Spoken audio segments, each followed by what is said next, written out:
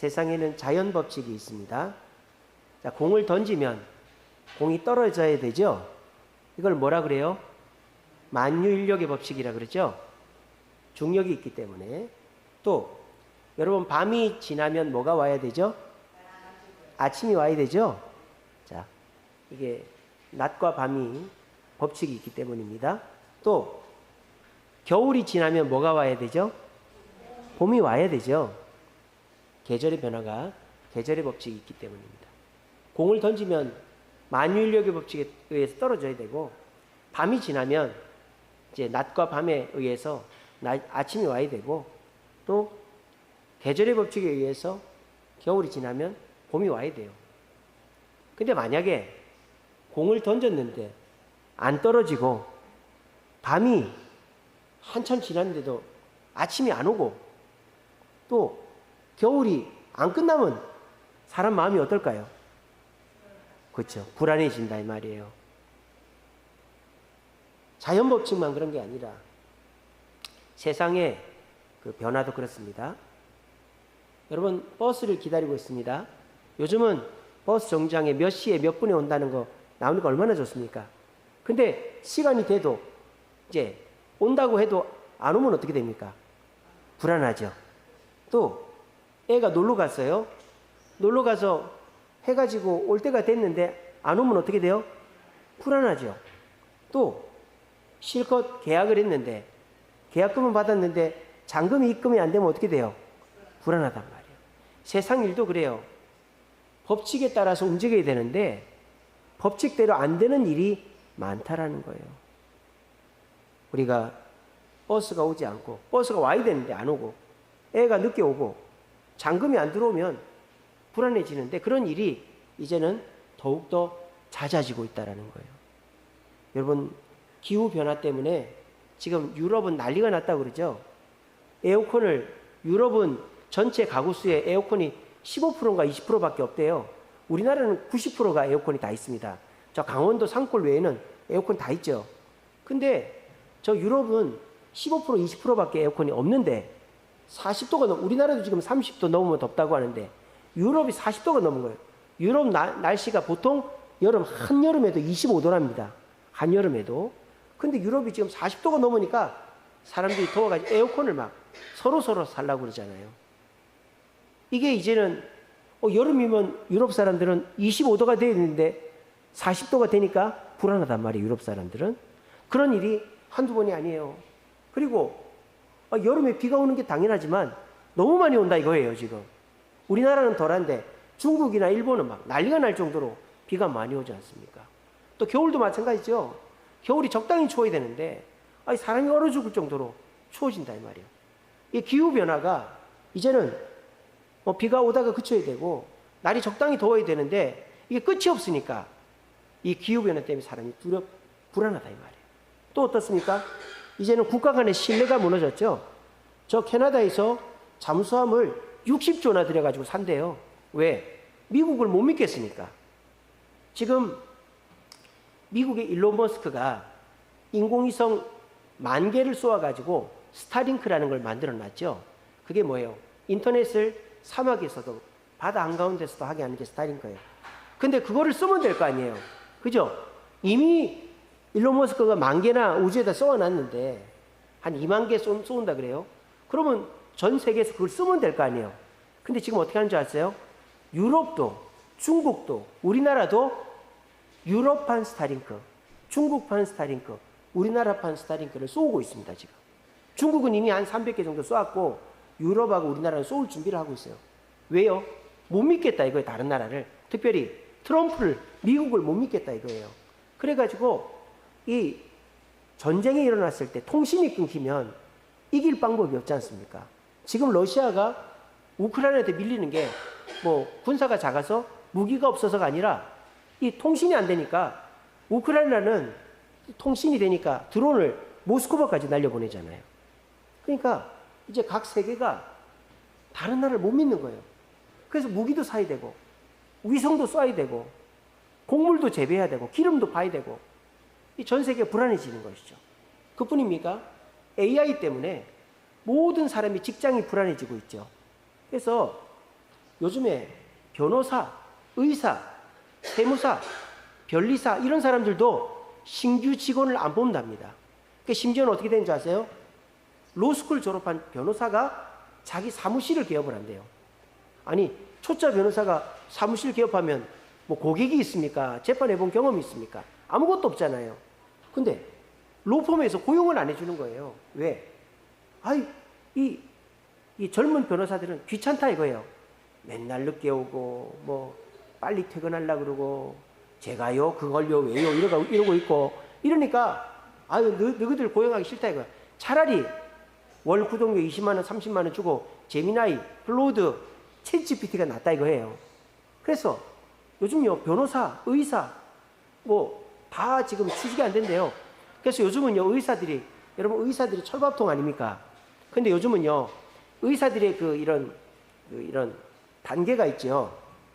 의대 입학하고 인턴하고 레지던트하고 개업을 하죠. 더 똑똑한 사람은 레지던트 하다가 교수하다가 개업을 하죠. 어쨌든 개업을 해야 되잖아요. 근데 이 개업하는 병원이 너무 많고 의사가 넘쳐나는 거예요. 그러니까 요즘 의사들이 뭘 하는 줄 아세요? 유튜브를 한답니다. 유튜브를 왜 하는지 아세요? 인지도를 올려가지고 개업을 했을 때 이 경쟁에서 밀리지 않으려고 의사들이 지금 여러분 유튜브 보세요. 의사 유튜브가 엄청 많아요. 그 왜 그러느냐? 인지도를 올려가지고 개업을 했을 때 자기가 밀리지 않으려고 그렇게 한대요. 그래서 요즘은 가게를 해도 그렇고요. 무슨 뭐 작은 걸 해도 무조건 유튜브를 하랍니다. 유튜브 구독자를 늘리는 게 아니라 내가 인지도를 올린 다음에 뭐 편의점이 됐든 식당이 됐든 무슨 헬스장이 됐든 인지도 양치승이라고 아시죠? 양치승. 그분이 대표적인 예 아닙니까? 그분이 헬스 트레이너로 연예인들 트레이너에서 인지도를 쌓아가지고 헬스장을 몇 개씩 했잖아요. 물론 전세 사기를 당해가지고 지금은 쫄딱 망했지만은 전세 사기만 안 되겠지만 그분은 승승장구할 사람이에요. 근데 요즘은 이제 무슨 주사 있지 않습니까? 뭐라 그러죠 그거를? 위고비 마운자로 그것 때문에 요즘은 헬스장이 이제 망한다고 그러잖아요. 사람들이 운동을 안 하고 주사만 맞으면 되는데 왜 헬스장을 가? 그러니까 요즘은요 모든 사람이 유튜브를 하는 거예요. 왜? 유튜브 인스타를 해가지고 돈을 벌려는 게 아니라 인지도를 쌓아야 자기가 개업을 했을 때 장사가 된다 이거예요. 그러니까 요즘은 다 불안한 시대. 뭐 기후도 불안해, 국가 간에도 불안해, 사회도 불안해, AI 때문에 직장 잃을 것 같아. 이러니까 요즘은요 몸은 멀쩡한데 사람이 불안해가지고 정상생활을 못하는 사람들이 많아요. 특별히 젊은 친구들 몸은 멀쩡한데 한번 실직하고 한번 실현당하고 그리고 또 이제 한 번 더 해보려고 하다가 이렇게 상처받고 이래가지고 다시는 집 밖을 안 나가는 그런 젊은이들도 많아요. 이런 시대에 어떻게 하면 그 불안을 극복할 수 있을까요? 저는 이 시간에 단언하건대요. 여러분 사람이 협심증이 왔어요. 협심증이 딱 왔을 때요. 협심증 약 하나 딱 털어놓으면요. 사람이 안 죽습니다. 바로 숨이 트입니다. 그게 약이 그만큼 중요한 거예요. 약이. 그런 것처럼 오늘 제가 말씀드리는 이 평안의 법칙을 잘 알고 계시다가 막 아무 이유 없이 근거 없이 불안이 딱 찾아오거들랑 협심증 약 딱 털어놓듯이 혈압약 털어놓듯이 여러분 두통약 아시죠? 두통약도 그렇지 않습니까? 한참 머리 아플 때 먹으면 소용이 없어요. 저희가 이제 두통 때문에 제가 시달리기 때문에 머리가 조금 아플 것 같다 싶을 때 두통약을 딱 먹으면 언제 그랬냐는 듯이 머리 안 아픕니다. 이런 것처럼 우리가 협심증 약 먹듯이 두통약 먹듯이 혈압약 먹듯이 오늘 이 평안의 법칙을 딱 떠올리면 여러분 마음속에 있는 불안이 한순간에 불 켜면 쥐새끼가 불 켜면 바퀴벌레가 싹 사라지듯이 한순간에 여러분들의 불안이 없어질 거예요. 오늘 말씀 잘 들으시고 불안을 없애는 평안의 법칙을 깨달으심으로 불안이 끊임없이 일어나는 이 세상 속에서 불안해하지 않고 평안한 삶을 사시는 저와 여러분 되시기를 간절히 바랍니다. 자, 오늘 우리 예수님께서 뭐라고 하셨습니까? 평안을 너희에게 끼치노니 이렇게 했습니다. 이걸 좀 더 다른 말로 하면 나의 평안을 너희에게 준다 그랬어요. 왜 이렇게 하시는가? 제자들이 지금 불안하거든요. 왜 불안한가? 예수님이 어딜 간다 그러니까 예수님 가면 안 되잖아요. 왜? 예수님이 뭐 십자가 달려 죽을까 봐 걱정하는 게 아니고 예수님이 있어야 내가 국무총리도 하고 국방부 장관도 하고 무슨 내무부 장관도 할 거 아니에요. 근데 예수님이 간다 그러니까 불안해진 거예요.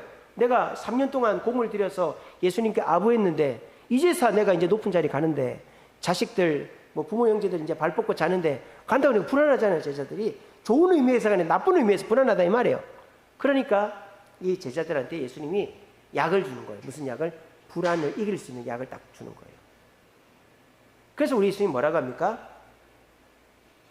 나의 평안을 너희에게 준다 그랬어요. 너희가 평안해라, 평안을 발견해라, 평안하기에 노력해라 그러지 않죠. 너희들 평안해라, 평안을 발견해라, 평안을 노력해라. 그러니까 제자들 입장에서는 아무것도 안 해도 돼요. 주님이 주는 평안의 법칙의 알약만 딱 받아 넘기면 돼요. 오늘 시간도 마찬가지예요. 여러분들이 그 불안을 없애기 위해서 무슨 노력을 한다든지, 뭐 일찍 일어난다든지, 뭐 긍정적인 생각을 한다든지, 뭐 내가 목표를 이런 세상의 성공학 법칙대로 하는 게 아니에요. 그런 게 아니라 오늘 예수님이 하셨듯이 평안의 법칙을 딱 발견하고 그 평안의 법칙 알약만 딱 집어넣으면 불안이 한순간에 사라집니다. 저도 그럴 때 많습니다. 여러분 불안은 어떻게 찾아옵니까? 불안이 서서히 찾아옵니까? 예, 불안은 서서히 찾아오지 않습니다. 어느 날 갑자기 가스불 껐나? 우리 안 오는데 어떡하지?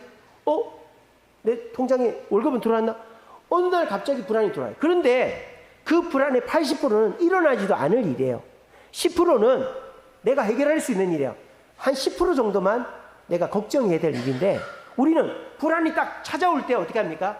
그냥 100% 다 걱정을 해버리는 거예요. 그러니까 이 걱정 많은 세상에서 요즘 여러분 뉴스를 틀어보십시오. 뉴스를 틀으면 옛날에는 몰랐던 얘기들도 다 알게 되잖아요. 누가 무슨 얘기를 했다, 누가 이혼을 했다, 누가 암에 걸렸다. 요즘은 가짜 뉴스 만들어가지고 누가 암에 걸렸다, 알고 보니까 암에 걸린 게 아니라 암이 걸릴 정도로 몸이 안 좋다, 이런 식으로 나오는 거예요. 누가 무슨 사업에 실패했다, 알고 보니까 사업 잘만 하고 있네, 옛날보다 한 뭐 절반 정도의 수입밖에 안 된다, 이런 식으로 기사를 쓰니까 그런 거 보면 덜컥덜컥 가슴이 주저앉는 거죠. 또 옛날에는 몰라도 되는 저 아프리카 얘기, 동남아시아 얘기, 저 섬 한가운데 있는 이야기까지 우리가 다 안다 이 말이에요. 그런 걸 보고 아이고 어떻게 쩌쩌쩌 하고 있단 말이에요. 그러니까 요즘은 불안하지 않을 수가 없어요. 그러니까 어떻게 해야 됩니까? 불안한 것을 없앤다고 없어지지가 않는단 말이에요. 여러분들이 산에 들어가 살아도 불안합니다. 불안한 습관 있는 사람은. 그럼 어떻게 됩니까? 평안의 법칙을 깨닫고 오늘 말씀 듣고 깨닫고 불안은 서서히 찾아오지 않아요. 한꺼번에 쑥 하고 찾아온다 이 말입니다. 그때 오늘 이 예수님이 하셨던 것처럼 평안의 법칙 3가지를 딱 털어놓으면 여러분들이 그 불안이 싹 물러가는 거예요. 저도 멀쩡히 잘 있다가 재판 치면 어떡하지? 이런 생각 확 드는 거예요. 멀쩡히 잘 있다가 이번 우리 중고등부 수양회 때 애들 많이 안 오면 어떡하지? 막 걱정이 딱 드는 거예요. 멀쩡히 잘 있다가 이번에 뭐 여름 사이에 사고 나면 어떡하지? 그거 일어나지도 않을 일이잖아요. 제가 이제 그럴 때마다 이렇게 생각합니다. 재판 치면 어떡하지? 이런 거는요, 이미 벌어진 일이고 내가 지금 걱정한다고 뭐 될 일이 아니잖아요. 그러니까 그렇게 딱 생각을 하면 마음이 편안해져요. 또 이번 여름 사이에 안전사고 일어나면 어떡하나, 그 걱정이 딱 들 때는 어떻게 하는지 압니까? 주님께 기도해야지. 왜? 내가 잘 모르고 실수하고 못 챙기는 거 주님이 챙겨달라고 기도하면 걱정이 싹 사라지는 거예요. 그런 식으로 내가 불안이 한순간 딱 찾아왔을 때 그 불안에 사로잡혀서 걱정하면 목사라도 간암 걸리고 공황장애 약 먹어야 되는 거예요. 목사라도. 그렇지만 제가 공황장애 약 먹지 않고 간암 걸리지 않고 이렇게 멀쩡하게 살 디룩디룩 찌면서 사는 이유는 저는 불안을 극복하고 있기 때문입니다. 어떻게? 평안의 법칙으로 예수님이 하셨던 평안의 법칙의 알약을 딱 털어놓고 있기 때문에 오늘 이 말씀 여러분 대충 흘려 듣지 마시고 이 말씀 새겨 들으심으로 여러분들도 세상에 없는 거예요. 예수님이 주시는 평안의 법칙은 세상에 없는 거예요. 없는 걸 주님이 딱 주시는 거예요. 이 평안의 법칙을 가슴에 딱 새겨서 불안이 확 찾아올 때 이 평안의 법칙의 알약을 딱 털어놓으심으로 여러분들의 몸과 마음에 평안이 찾아와서 근심 걱정에 사로잡히지 않는 저와 여러분 되시기를 간절히 바랍니다. 자, 그러면 평안의 법칙 알약 3개. 자, 지금도 말씀드립니다. 첫 번째는 뭐냐? 하나님과의 관계를 믿는 것입니다. 하나님과의 관계를 믿는 것입니다. 예수님은 하나님을 끊임없이 뭐라고 부릅니까? 아버지라고 부릅니다. 아버지. 하나님은 이 어떤 직분적인 관계이고 아버지는 사적인 관계죠. 예수님은 하나님을 아버지로 부릅니다. 아버지. 그래서 우리에게도 뭐랍니까? 아버지. 하나님 아버지라고 부르라고 그러잖아요. 우리 보고도. 그러니까 이게 뭐예요? 우리에게 불안이 없어지는 것은 불안에 대한 그런 불안한 요소들이 없어지는 게 아니라 불안한 요소는 그대로 있어도 하나님하고 나와의 관계를 다시 한번 딱 생각하면 불안이 떠나간다 이 말이에요. 여러분이 뭐 가정의 문제로, 직장의 문제로, 건강의 문제로, 또 여러분의 어떤 기도하고 있는 그 문제로 갑자기 불안이 쑥 찾아왔어요. 그때 하나님 이거 해결해 주세요. 저거 해결해 주세요. 이거 해결해 주세요. 이렇게 기도하면 한도 끝도 없어요. 그러면 불안한 게 계속 떠올라요. 머리만 복잡해요. 그럴 때 약 하나만 딱 털어놨어요. 하나님은 제 아버지 되신 줄 믿습니다. 하나님은 저를 사랑하신 줄 믿습니다. 하나님은 저를 절대 부끄럽게 하지 않을 줄 믿습니다. 그것만 딱 생각하면 되는 거예요. 아시겠어요? 불안한 것을 내가 이것도 불안해. 저것도 불안해. 이것도 걱정인데 저것도 그런 식으로 그걸 붙잡고 와가지고 하나님 이것도 그래. 물론 그렇게도 기도해야 되겠지만 그렇게 하면 끝이 없다. 끝이 없다. 어떻게 해야 된다? 그런 거 다 챙겨두고 그런 거 다 있더라도 하나님하고 나 사이가 어떤 관계인지만 내가 다시 한번 자각을 하면 불안해서 끝나는 거예요. 여러분, 제가 이제 유튜브를 보는데 재밌는 거 봤어요. 어떤 사람이 경운기로 논을 가는데 새 한 마리가 밭을 가는데 새 한 마리가 날개를 피고 그 경운기 앞을 가로막고 있는 거예요. 경운기 오지 말라고. 새들이 이제 날개를 피는 건 이제 위협을 하는 거거든요. 날개를 피고 경운기는 깍깍 오지 마 하고 있는 거예요. 그래서 그 농부가 얼마나 웃긴지 그 유튜브로 찍은 거예요. 그거를 알고 보니까 새가 왜 이렇게 하고 있었을까요? 그 뒤에 보니까 알이 있는 거야. 알이 조그마한 메추리 알 같은 게 3개가 있는 거예요. 그러니까 이제 자세히 보니까 눈 나빴으면 그냥 갈았을 거예요.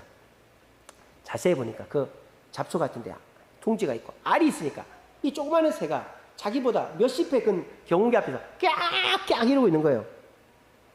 그 알들은 아마 용암에 있어도 빙판에 있어도 죽지 않습니다. 왜? 엄마가 지키고 있기 때문에. 여러분, 황제 펭귄 이야기 제가 많이 보여도 드리고 해드렸지 않습니까? 여러분, 남극은 생명이 잉태될 수가 없는 곳이죠. 땅을 동토층이라 그러잖아요. 동토가 뭐예요? 얼어붙은 땅이란 말이죠. 식물이 자랄 수 없는 곳이 남극입니다. 근데 그 남극에서 펭귄들은 이제 짝짓기를 해서 알을 낳고 알을 부화를 시킵니다. 어떻게? 아빠의 발등 위에 있으니까 그 동토층에서 올라오는 냉기를 아빠가 다 막아주는 거예요. 새끼 알들은요, 어미 새에게 있기만 하면, 엄마 옆에 있기만 하면 폭풍이 오든 뭐 용암이 오든 경운기가 들이받든 뭐 빙판길에 있든 아무 걱정이 없단 말이에요. 여러분들도 마찬가지입니다. 하나님, 제 이 걱정 없애주시면 저 교회 열심히 나갈게요. 제 이 걱정 없애주시면 제가 더 봉사 열심히 할게요. 제 이 문제 해결해 주시면 주님 더 충성할게요. 그러면은 한도 끝도 없단 말이에요. 어떻게 해야 되느냐? 그런 거 다 있더라도 먼저 주님 앞에 나와서 주님 붙잡는 거예요. 주님은 내 아버지 되시고 나를 사랑하시고 나를 절대 부끄럽게 하지 않으십니다. 저도 재판 때문에 이 걱정 저 걱정 몰려올 때 딱 하나 기도합니다. 주님, 저를 부끄럽게 하지 않으실 거죠? 저를 사랑하시죠? 저를 절대 부끄럽게 하지 않으실 거죠? 그거 딱 기도하면 마음이 편안해집니다. 여러분, 이 알약, 평안의 법칙, 내가 하나님과 어떤 관계인가, 내 문제가 없어져야만 내가 평안해지는 게 아니라 문제가 여전히 있지만 어미새가 그 알을 보호하듯이 내가 하나님과 아버지와 아들 사이라는 것을 깨닫고, 하나님, 저는 하나님 자녀입니다. 하나님 날 사랑하는 줄 믿습니다. 하나님 저를 부끄럽게 하지 않을 줄 믿습니다라고 고백할 때 주님이 주신 평안이 우리에게 찾아와 평안의 삶이 시작되는 줄로 믿으시길 바랍니다. 두 번째로 예수님이 우리에게 주신 평안의 법칙은 뭐냐? 하나님의 섭리를 믿는 것입니다. 예수님은 십자가 지기 싫어했죠. 3번이나 안 지겠다고 그랬잖아요. 근데 예수님 십자가 지는 이유가 뭡니까? 하나님의 섭리를 믿는 거죠. 하나님 뭐라고 그랬습니까? 십자가에서 죽는다. 하지만 어떻게 된다? 3일 후에 부활한다. 그걸 믿는 거예요, 예수님은. 우리도 마찬가지입니다. 여러분, 고생한다는데 그걸 좋아할 사람이 누가 있습니까? 근데 그 고생을 하지만 그 뒤에 이렇게 될 것이다 약속이 있으면 못 이기는 척하고 그걸 하지 않습니까? 우리가 애들한테 너 공부해. 그러면 애들 공부 안 하려고 그러죠. 공부하면 용돈 줄게. 휴대폰 바꿔줄게. 이러면 애들이 못 이기는 척하고 하잖아요. 똑같은 거예요. 여러분들도 불안이 몰려오지 않습니까? 그럴 때 그 불안에 당하지 마세요. 당하지 말고 하나님의 섭리를 믿으세요. 여러분, 하나님은 절대 우리의 고난을 없애지 않습니다. 하나님은 우리를 고난의 자리로 밀어넣습니다. 여러분, 이 고난이 없어지게 해달라고 기도하지 마세요. 그 기도는 안 들어질 확률이 높습니다.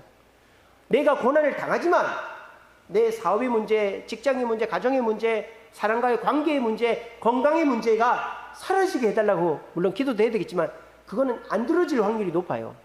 그 고난이 있지만은 하나님께서 그 고난 너머에 축복을 준비하고 있다고 믿으시면 여러분 고난을 이겨낼 수 있는 줄로 믿으시길 바랍니다. 예레미야가 뭐라고 그럽니까? 포로로 가라고 그러잖아요. 근데 거짓 선지자들은 뭐라고 합니까? 포로로 안 간다고, 갔던 사람도 다 돌아올 거라고 거짓말을 하잖아요. 근데 예레미야가 누가 너한테 그런 얘기 하라고 그러더냐? 너 한 달 후에 죽을 거다. 왜 죽어버리잖아요. 여러분, 예레미야는요 사탕 발린 얘기를 하지 않았어요. 포로로 가라. 70년을 포로 생활하면 돌아온다. 그 말을 믿은 사람은 지금까지 이스라엘 땅에서 살고 있는 거예요. 우리도 마찬가지입니다. 여러분들도 누가 뭐 다 잘 된다, 형통하다, 만족하다, 하나님 모든 문제가 없이 그런 말 믿지 마세요. 요즘은요 무조건 잘해준다는 말은 무조건 믿으면 안 됩니다. 내가 무조건이라는 말은 믿으면 안 돼요. 우리가 돈 빌리러 갈 때도 그러잖아요.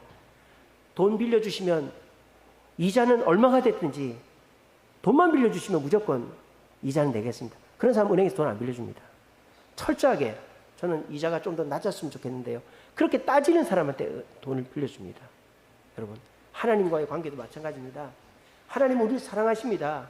우리에게 좋은 걸 주고 싶습니다. 하지만 하나님은 때로는 고난이라는 몽둥이를 통해서 우리를 하나님께 더 가까이 가게 하시는 거예요.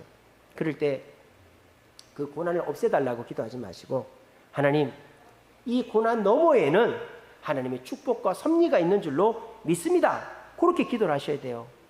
여러분, 부메랑 아시죠? 부메랑을 사람들이 던질 때 어떻게 던집니까? 힘껏 던집니다. 힘껏 던질수록 더 재밌죠. 여러분 생각을 해보세요. 부메랑을 던지면은 어떻게 해요? 저 멀리 가버리면 가서 주워와야 되잖아요. 힘껏 던지면 더 멀리 가니까 더 멀리 가서 주워와야 되잖아요. 근데 사람들이 그 걱정합니까? 안 합니까? 안 하죠. 왜? 부메랑의 섭리, 부메랑의 법칙이 있기 때문이죠. 부메랑은 던지면 내게 돌아온다라는 법칙이 있고 그 법칙을 아는 사람은 부메랑을 힘껏 던지는 거죠. 근데 그걸 못 믿는 사람은 어떻게 합니까? 에이! 이렇게 던지는 거예요. 그럼 부메랑이 쏙 떨어지는 거죠. 그러면 부메랑을 제대로 못 갖고 노는 거예요. 부메랑을 갖고 노는 사람은 힘껏 한번 싹 던져서 슝슝슝슝슝슝슝슝 해가지고 착 하고 잡는 경험을 해야 야, 이거 재밌네, 이렇게 되는 것이죠. 아시겠죠? 여러분, 하나님께서 여러분들한테 그 고난을 견뎌내라, 내가 그 다음에 축복을 주겠다 할 때 다른 사람 없어요 이러면 안 돼요. 다른 분 없어요 이러면 안 돼요. 제가 누누이 말하지 않습니까? 절벽에 나무 뿌리 잡고 있는 사람한테 사람이 하나님 살려주세요 그러니까 하나님이 그 뿌리를 놔라 그랬더니 다른 사람 없어요, 다른 사람 그랬다잖아요. 우리가 그러고 있는 거 아닙니까? 하나님 이것 좀 해결해 주세요, 날 좀 도와주세요. 그 고난은 네가 당해야 된다. 다른 사람 없어요, 다른 사람 없어요, 이러고 있는 거 아니에요? 여러분, 그러지 마세요. 우리는 고난을 두려워서는 안 됩니다. 고난 너머에서 섭리하시는 하나님을 믿어야 되는 거예요.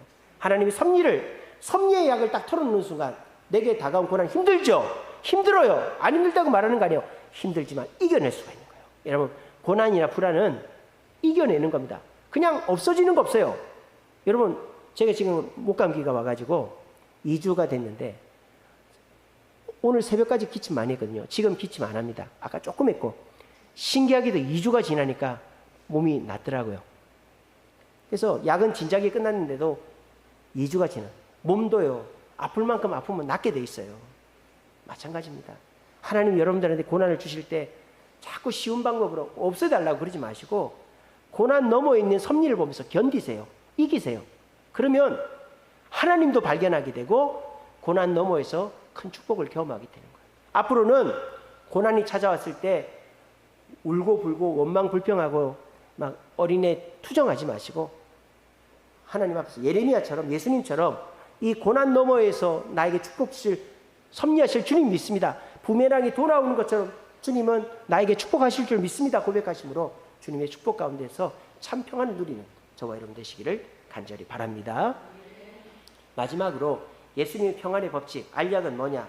하나님의 상급을 믿는 것입니다. 예수님이 부활하시고 난 다음에 어떻게 됐습니까?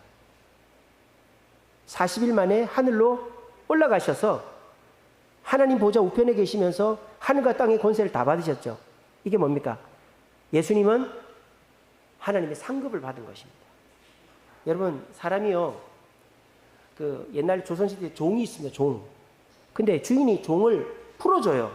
너 종 그만해라 해도 종이 집을 안 나가 그냥 이 집에 종 하겠다는 사람이 많아요.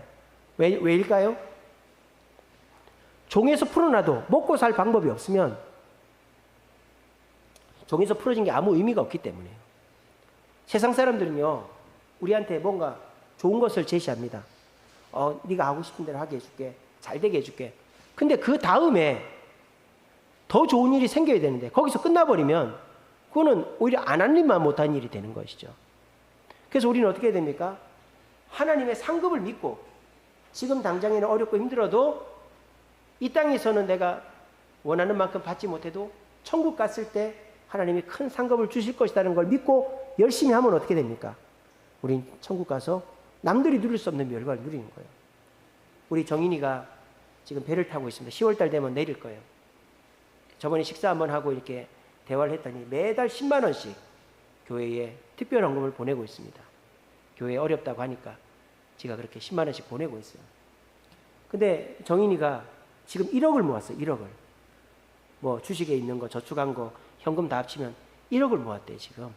근데 그 나이에 1억 갖고 있는 애들이 있을까요? 없죠, 그죠? 어떻게 해서 1억을 모을 수 있었을까요? 배에서는 월급을 못 받아요. 배에서 월급 주는 게 아니에요. 6개월 동안 배를 타면서 그냥 열심히 일만 하는 거예요.